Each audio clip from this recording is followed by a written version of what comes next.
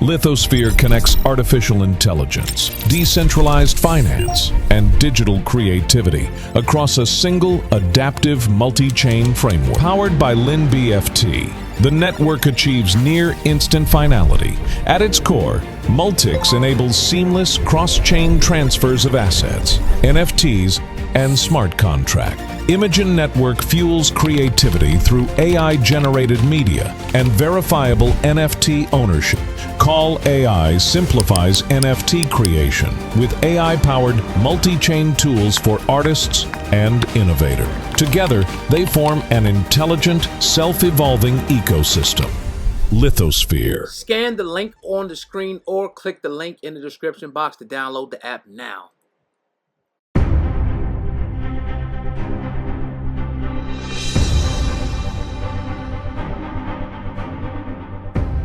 Yeah, definitely, man. So let's move on to the next topic of today. Let's talk about the Kevin Hart, the roast. Did you get a chance to hear the roast? Yeah. Kevin is so short. Kevin's so short that they're going to have to lynch him from a bonsai tree.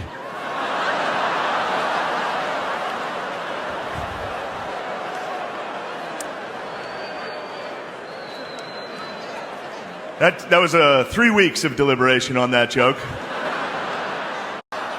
He got into a fist fight on a private plane, proof that no matter how much money black people have, they're still just gonna act like ninjas. Always fighting. Like Bill Cosby, Hart is a black comedian from Philadelphia, and like Bill Cosby, women don't know when Kevin is inside of them. You've done good, though, Kevin. The black community is so proud of you. Right now, George Floyd is looking up at us all, laughing so hard that he can't breathe. God bless you, Kevin. Now, there were a lot of people saying things, a lot of jokes, slave jokes, jokes about lynching, obviously. Very, very, and I don't know where I've been, but I'm just now hearing about this like yesterday. Okay. Like the controversy about it. Yeah. And everything. And it's always this line blurred between comedy and real life and things and people's feelings, but people are totally outraged over some of the jokes. And when I heard some of the jokes, I'm like, holy shit. I didn't know it was like that. And here's my thing. I always kind of look at it like through the eyes of like, all right, let's just say, I always like to use Jewish people. What if somebody went up there, Kevin Hart was Jewish and these people were black, and they talked about gas chambers or internment camps or, Hitler or things like that. Like, oh, you was in the gas chamber when so-and-so did this. Like they said, oh, you came over in a bottle on a slave ship. Or they lynched you, had to lynch you from a bonsai tree. So I look at, or let's say any other people, throw any other group of people in there, or atrocity stuff happened to them. Oh, they bombed this, or 9/11, you got scorched. Or that's how I kind of look at things. But I also understand the comedy aspect of things too. But I want to get your thoughts on it before I talk about how you feel about it. I really thought it was like, it's really kind of crazy when you really listen to it. It's like, whoa, y'all went there with the shit? Yeah. Let me tell you, let me give you my honest opinion. I may get some backlash for it, and I don't care. I'm going to be honest and tell you how I feel. Yeah. When it comes to comedy, it's particular roast. When it comes to a roast, I think that all rules are thrown out the window, and everything is open. Everything. Here's what pissed me off about the roast and the outrage behind the roast. George Floyd joint too, yeah. Here's why I'm pissed off about the outrage. Is that when you have, first off, Kevin Hart knew who he was bringing on stage. He knew the white boys and what they were going to come with, right? Don't let them do that and not say that Kevin is and then play victim after. Why don't you match their fucking energy? If we're going to do a roast and we're going to take it there that we're talking about lynching trees and people's husbands committing suicide and we're going to talk about George Floyd, then yes, Jewish people are open for business. But why won't he? Why won't he do it though? Because niggas play it too fucking safe. And because niggas want to not toe that line and go, oh, well, I'm not going to offend. Fuck it. If they're going to offend you, offend them. The second that gay-ass white boy came up there and started talking about George Floyd, the next black person in line should have went up there and started talking about Charlie Kirk. Why not? Or gas chambers or something. This is what we doing. Yeah. This is what we doing. So let's get it there and let's go Frank. all the way there. Let's see who can disrespect each other the most. If this is what we're going to do in a roast, Because you can't allow them to go, hey, this is a roast, and give them the excuse to go, oh, this is a roast. I thought all games were played. Take them there. Let them get uncomfortable, and let's see what they say. Because then if they go, oh, I don't think that it was right. I think it was wrong that this man said something about gas chambers. I think it was terrible that white man said something about George or said something about Charlie Kirk. Well, homeboy said something about George Floyd. What's up?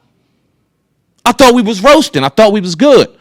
You can't have one side playing it safe and the other person playing with no fucking rules and then get mad when the game is with no rules. Now, did I take offense to the jokes? No, they just weren't funny. I don't mind if they toe a line, but they just have to be funny. They were off color, they were corny, and they were ass. And I think that's what the Wayans brothers said. And I think the Wayans brothers do a great job of that. They don't give a fuck who you are. And they don't care what race, what creed, what color, what religion, how much power structure you have. They're going to go at your neck. And that's what I think roasts are all about. We needed to equally go at people's necks and offend people just as equally as they offended us during a roast. And that's just my opinion. And I'm going to tell you why he didn't do it, though. Because he knew the backlash would be strong if he were to go there. Like, see, if they say something to us, it's like, I feel what you're saying. Like, yeah, go it back. But he ain't going to toe that fucking line. He already know. Because if the controversy comes up, if it's the other way, he gonna lose shit. He gonna lose endorsements. He gonna get so much fucking backlash. They're gonna make his ass apologize. For us, you can say whatever the fuck you want. So nobody's gonna have the balls enough, in my opinion, to go there with them. As much as I agree with you, I don't feel like nobody's gonna do it, bro. We need a Kanye West up there to roast. God damn it. We need a Ye to go up there. And I'm not saying that I want to openly. I don't need someone to openly disrespect somebody's culture or somebody's race for it to be funny. I'm just saying we need somebody that's not going to be afraid to match somebody's energy. Let's not be afraid. Like Cat Williams went up there, right? And Cat Williams had an okay set. It was cool, but he did nothing but go at Kevin Hart the whole time and call him a coon and call him this and call him that, which is cool. But people said some disrespectful shit up there, Cat, prior to you going up there. And in roast, you don't talk about the target at Hart. You talk about everybody on stage. So why didn't you go at that? I know that was a setup. Yeah, so like, all right, so if Draymond Green goes up, he'll talk about Kevin Hart, but he'll talk about every other comic that's up there. Okay. They roast everybody, but Kevin Hart's the main topic. But everybody gets smoke. So why didn't Cat Williams go up there and give everybody smoke? The Rock gave a little bit of smoke to some of the people, but it was in a funny little passive-aggressive way. What did Kevin Hart say? Was anything funny? No. See, all right, so how a roast goes is you get like a lineup of 10 people, 10 comics. They all go up there and they talk massive shit about you. Okay. Go into your personal life. They talk about shit that is kind of taboo. They take it there. Okay. Right? Okay. And then at the end of that roast, you go up there and you cook everybody else. Okay. Then you have your time to go up there and cook everybody else. Got you. Kevin, he was cool. You know what I mean, he said a lot of curse words and fuck yous and all this stuff, but he didn't get as disrespectful as some of them other people did. And here's another thing. Why do white people treat George Floyd as if he is Martin Luther King Jr.? Listen, when we saw George Floyd die, it was one of the most heinous, most disgusting, most disturbing things we've ever seen. Why? Because the world was at a standstill, and we had no choice but to sit in our homes and digest this horrific act that we saw. But y'all put him out there as a martyr. We've seen countless black people die at the hands of the police. Countless people die at the hands of unjust laws and things like this for countless of years. But because we were so outraged about what we saw with George Floyd in 2020 in Minneapolis, Minnesota, when that cop put his knee on his neck for 8 minutes, y'all want to treat this dude as if we treat him as if he's a Malcolm X. We knew what he was. We were just upset at how y'all fucking killed him. Yeah, but that's the first thing they go at. That's the first thing they attack. They get so mad at that George Floyd, it just boggles my mind.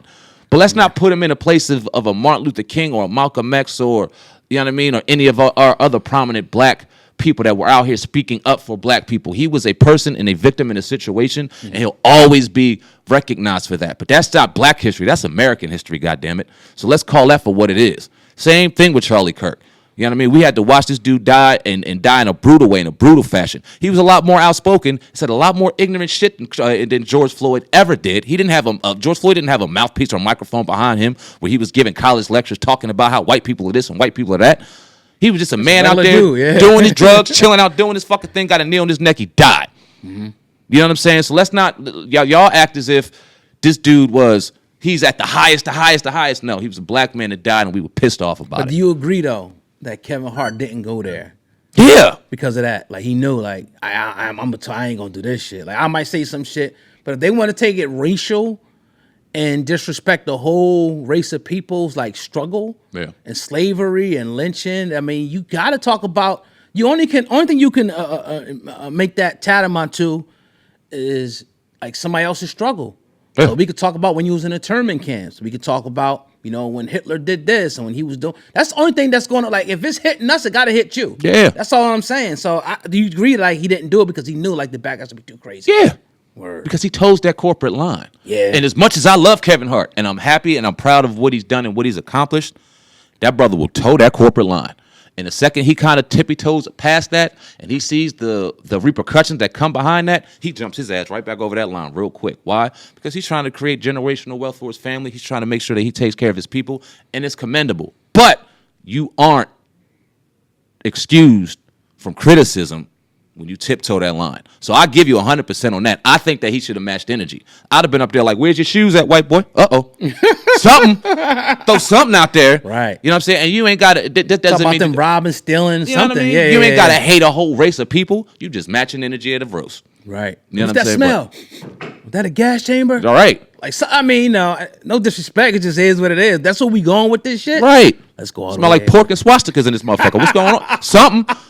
If we gonna roast, let's really roast. Yeah. And let's see who's the best at it. Yeah. Yeah, I mean, my thing that I was pissed off about is they gave them white boys a green light to say whatever, and they gave themselves a red light to hold themselves back. We gotta stop doing that shit. Let's stop doing that shit. Yeah, we gotta stop. And it's funny. I don't know if you've seen this. Umar Johnson was talking about it. He was talking about how black people are going to boycott and shut your black ass up. But Kevin Hart's people responded to him. Okay. On the Plastic Cup Boys, they started taking shots about the school. Because they know they from Philly. Right. They know that. Like, what that fake ass school? I got the quotes in here. Yeah. I was looking at this shit earlier, like, oh shit. A lot of them motherfuckers are from Philly with him. They know what's going that nigga on. Full of shit. Yeah. Where's the money he's been raising for the fake school? You focused on the wrong shit. Word. Ask him about the school that he collects donations for, then blocks you though. That's one of the Plastic Cup Boys said. They probably donated. Probably. They probably donated. Probably. And that's why, like, Umar, shut the fuck up. Yep. Like, you worried about all the wrong shit. Where's the fucking school at? You can't stand on no soapbox until you fulfill your obligations to black people that you promised to black boys and girls. Get off the soapbox. But it is what it is. Somebody paid him to go up there, so he's going to do what he do. Yeah. That's true. I mean. Yep. So, yeah, man, great segment.